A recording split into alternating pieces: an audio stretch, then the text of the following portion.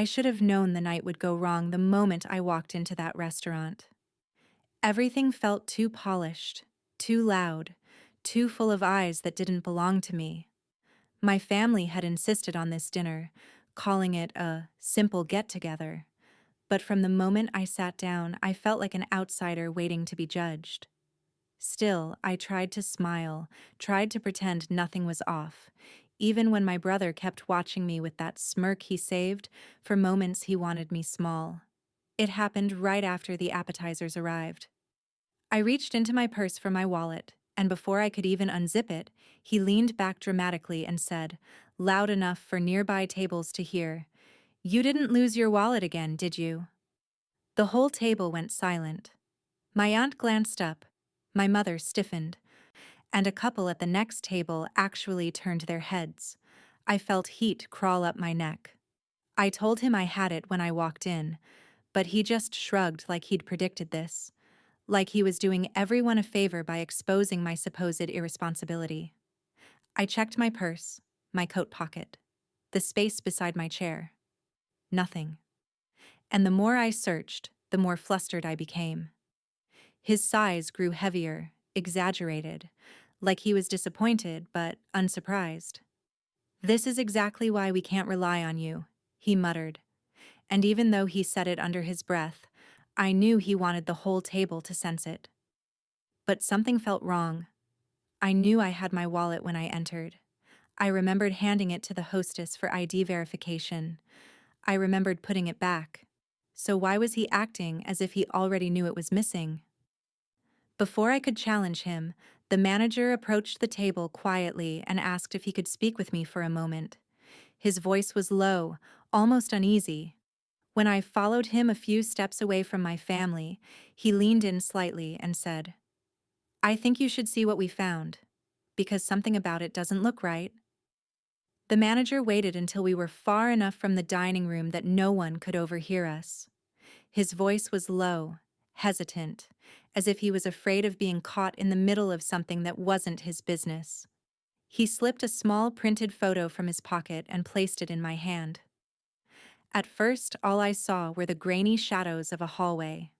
Then my eyes locked onto the unmistakable outline of my brother kneeling down, fingers curling around my wallet.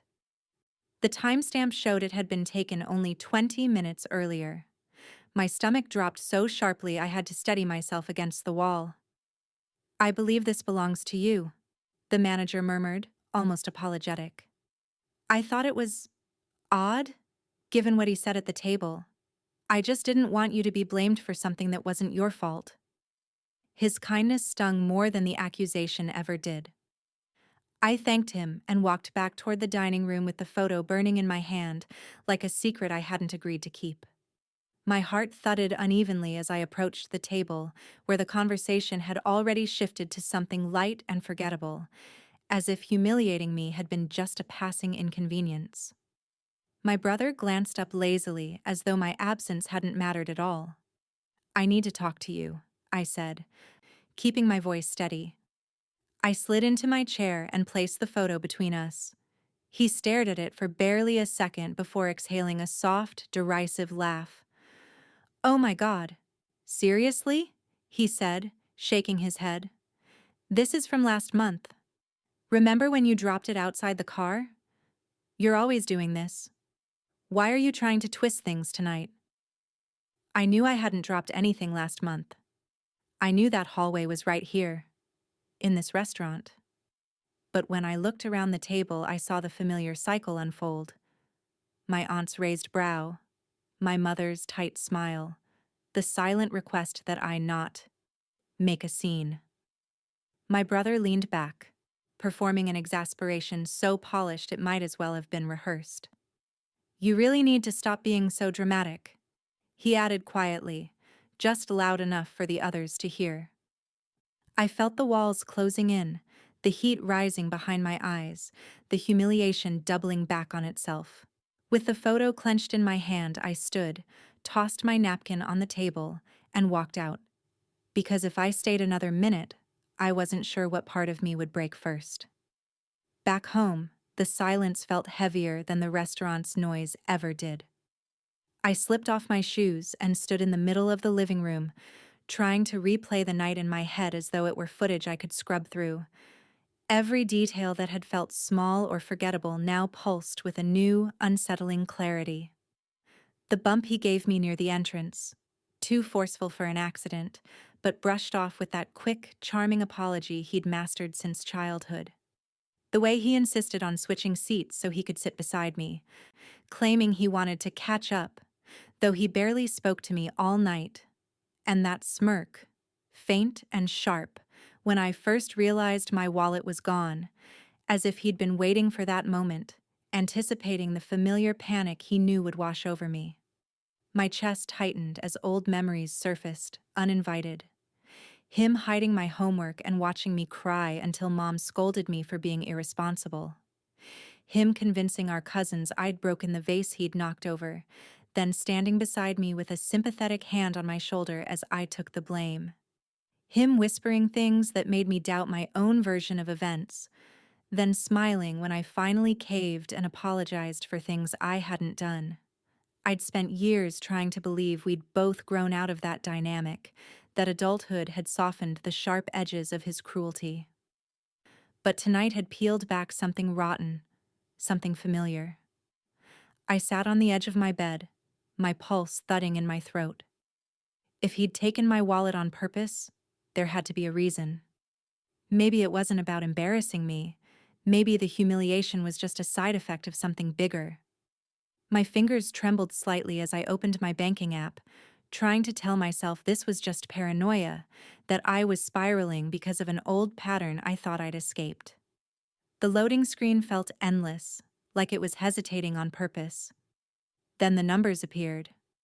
At first, I didn't process what I was seeing, just a list of recent transactions, some familiar, others blurred by shock. There were 2 pending charges I didn't recognize, small enough to pass as nothing but placed close together, like someone testing the card. I scrolled further, and my breath caught. A $4,800 cash withdrawal, pending, authorized under my name, but not by me. When I finally worked up the courage to call the bank, my hands were icy, like my body already knew the truth before my mind was ready to face it. The automated prompts felt endless, and by the time a representative picked up, my voice was thin and shaky. I explained the situation as calmly as I could, but inside, I was bracing for whatever might come next. Still, nothing could have prepared me for what she told me.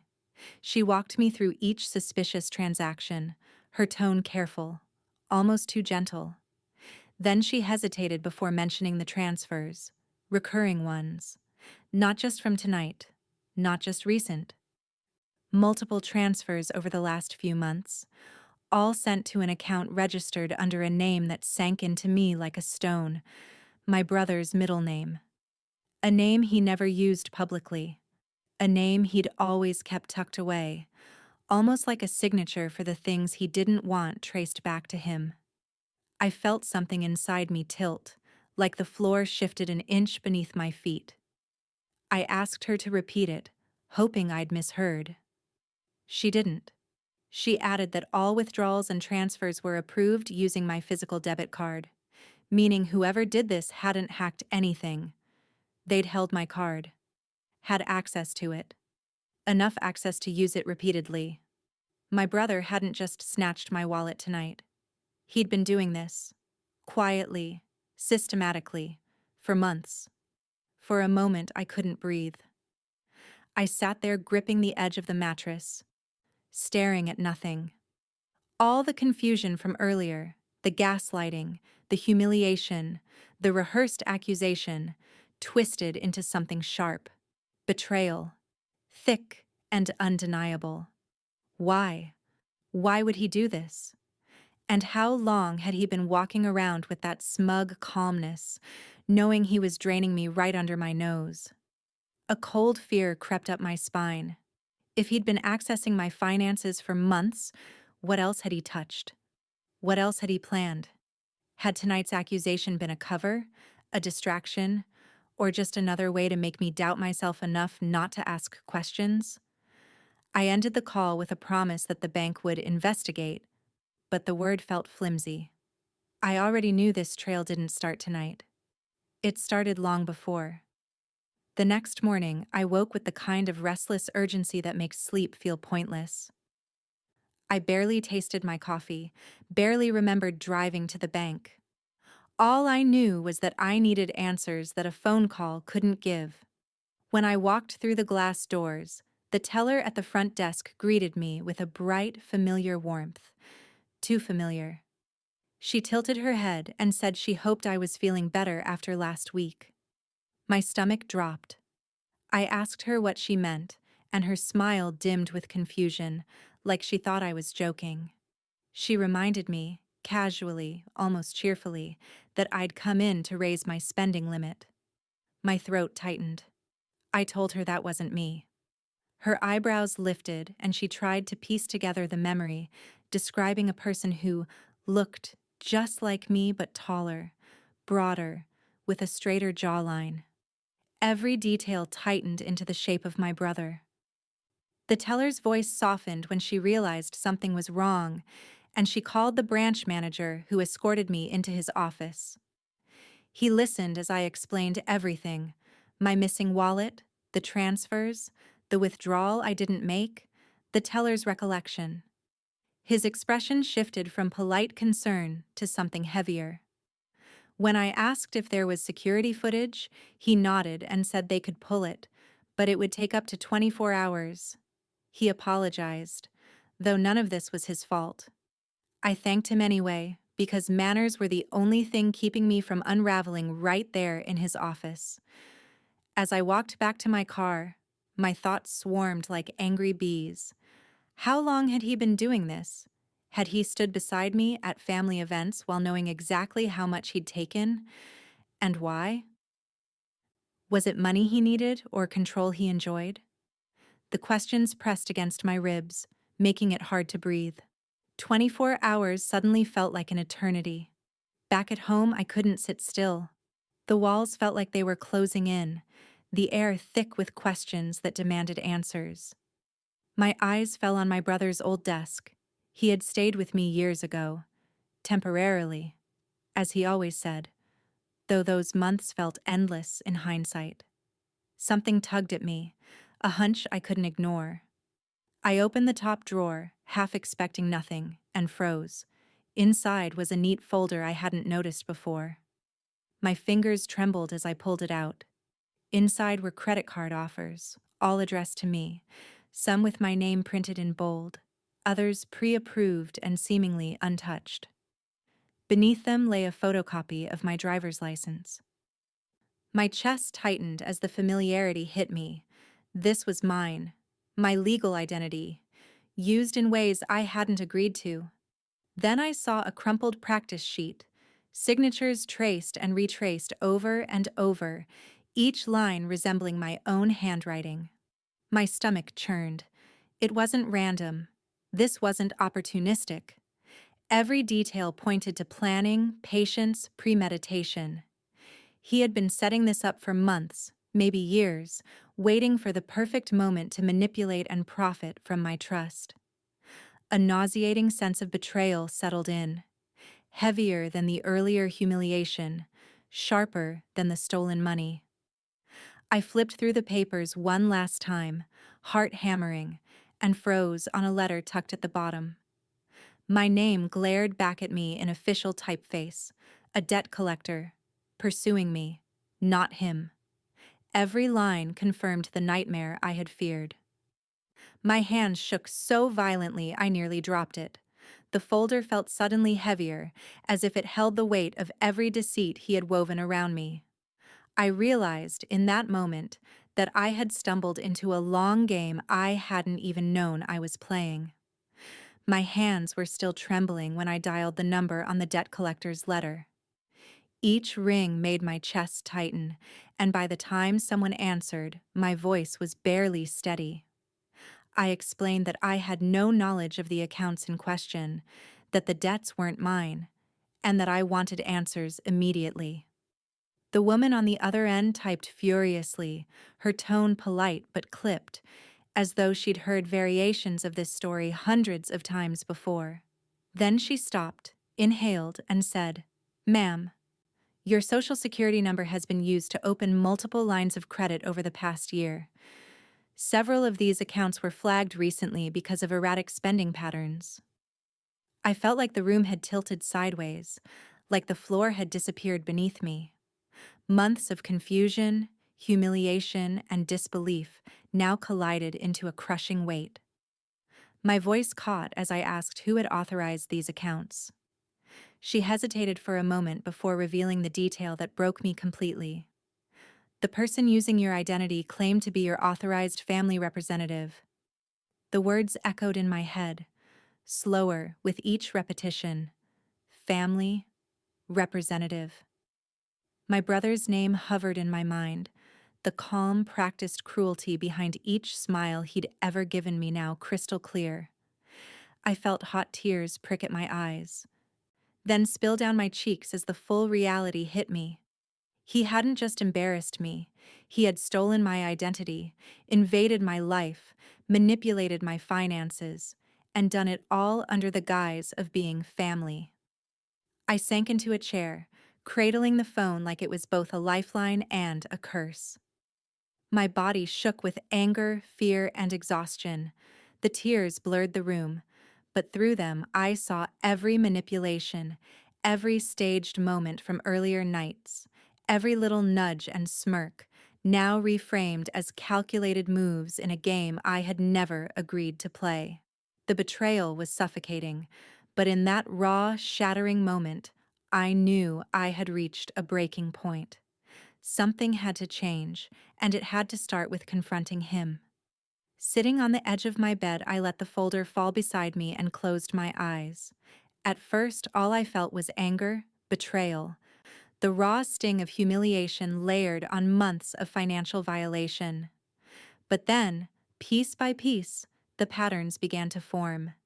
This wasn't about teasing me or making me feel small. This was survival for him. His financial house of cards had been teetering for months, and I had unknowingly become the safety net, the emergency exit he could manipulate without raising suspicion. The revelation cut deeper than I expected. The pain of his betrayal shifted slightly, replaced by a cold, calculated clarity. Memories flashed unbidden. Him casually rifling through my mail when I wasn't looking, insisting he needed to check something while I was in the shower. Him asking seemingly innocent questions about my bank accounts or upcoming payments, phrased as casual curiosity, always probing. The time he borrowed my ID to pick up a package and promised to return it immediately, he never did.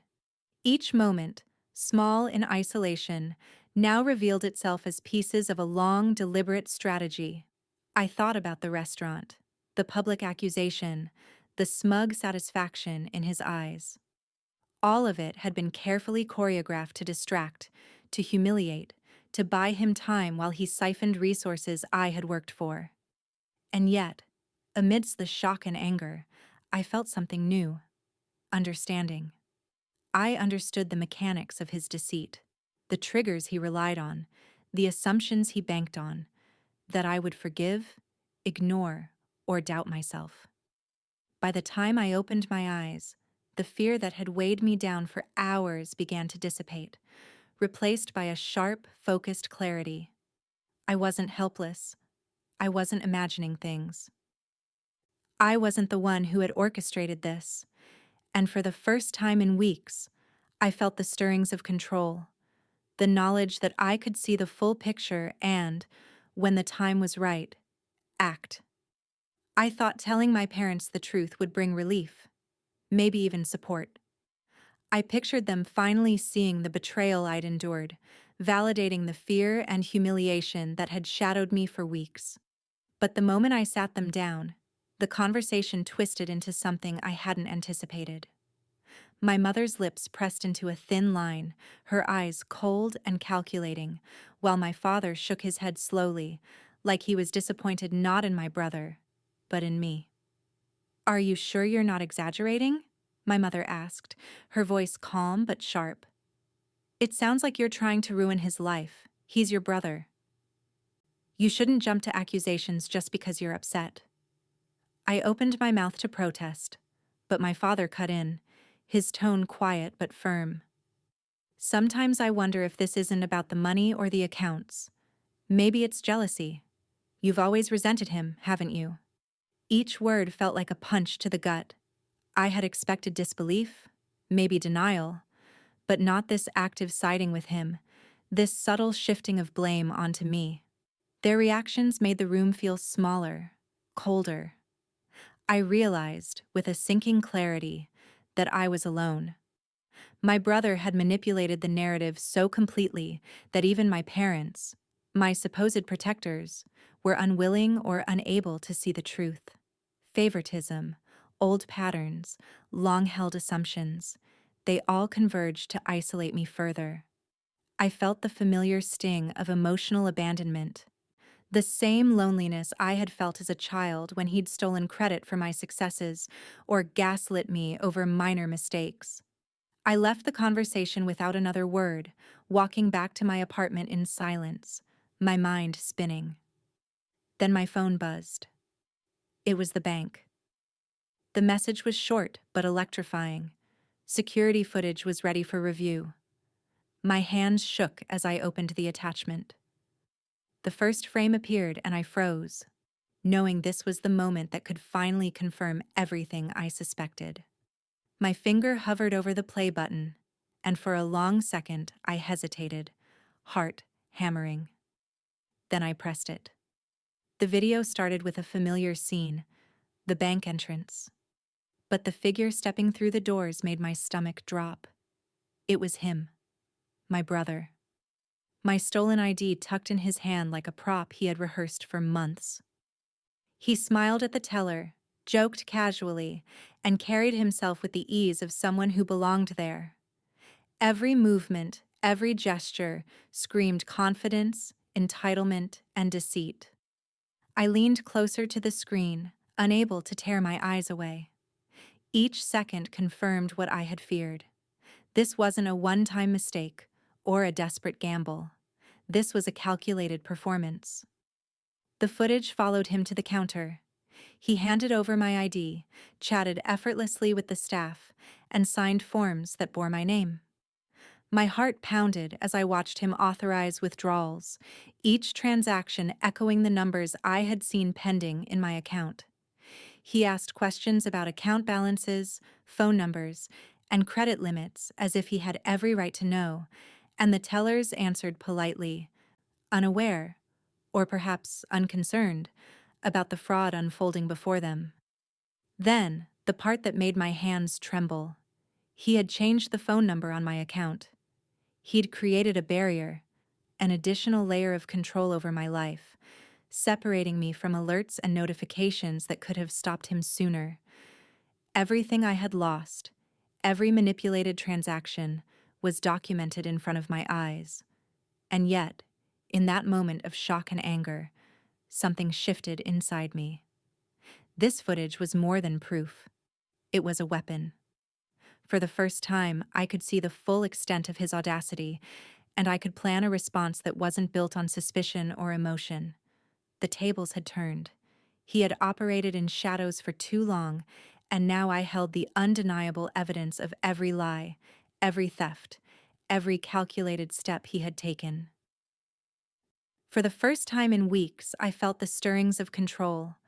I wasn't helpless. I wasn't imagining things. The power had shifted, and I finally had the proof to reclaim it.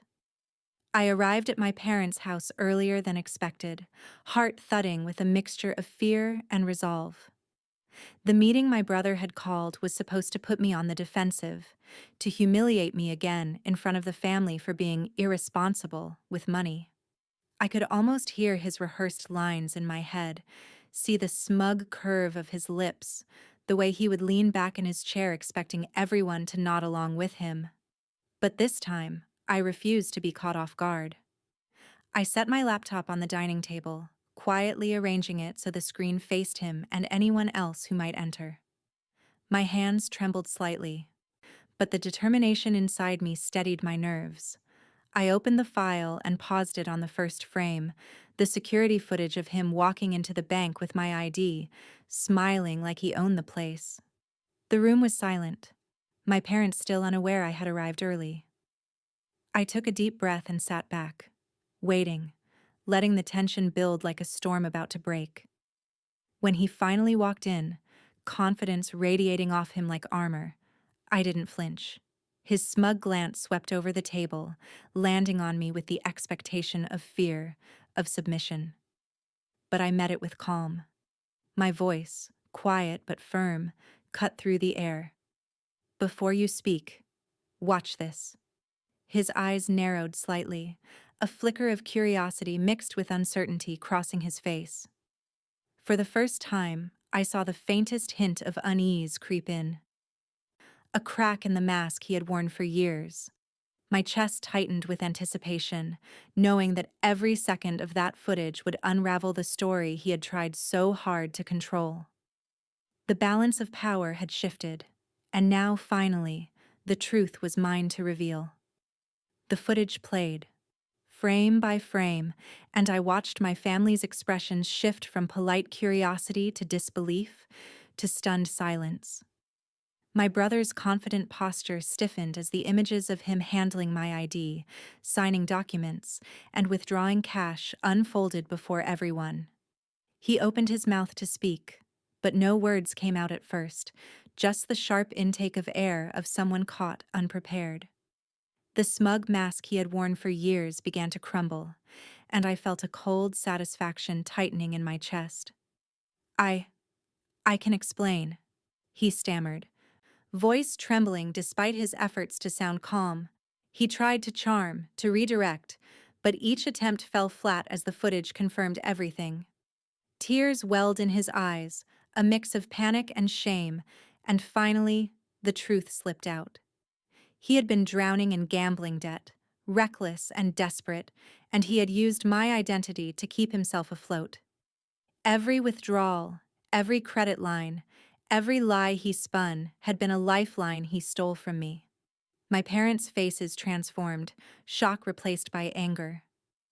Their calm detachment evaporated as they confronted him, voices raised, scolding the betrayal that had unfolded under their roof.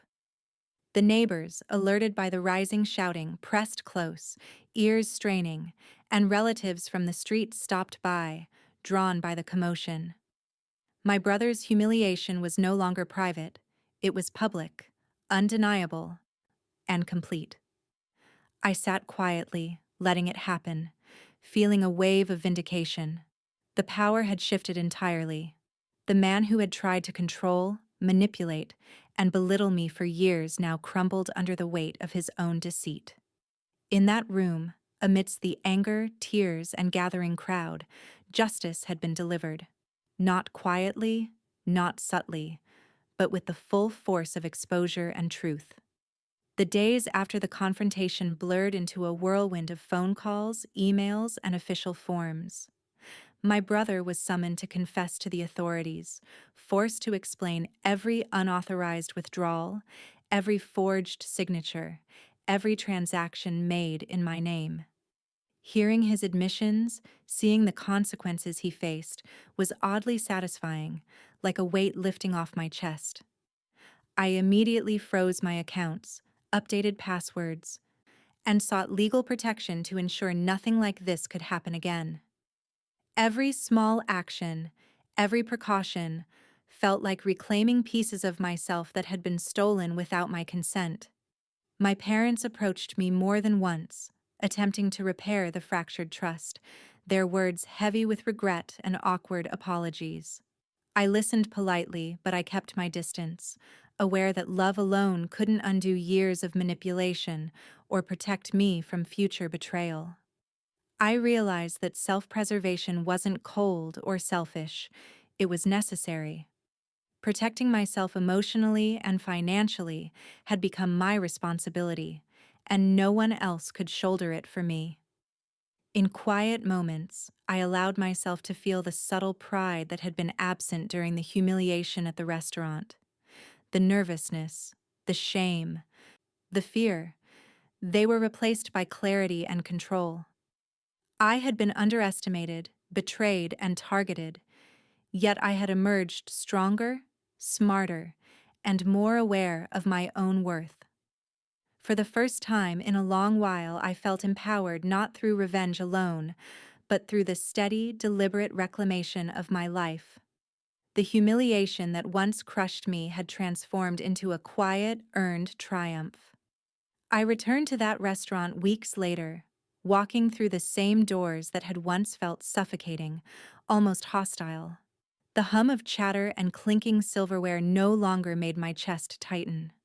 I slid into the same seat I had occupied on that night of accusation, ordered the same dish, and let the familiarity wash over me.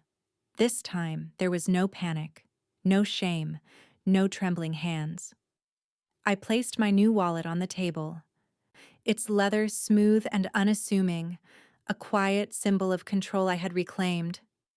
As I waited for my food, I reflected on everything that had happened: the humiliation, the theft, the betrayal, the confrontation, and finally, the aftermath. I realized that the wallet had never been the real loss.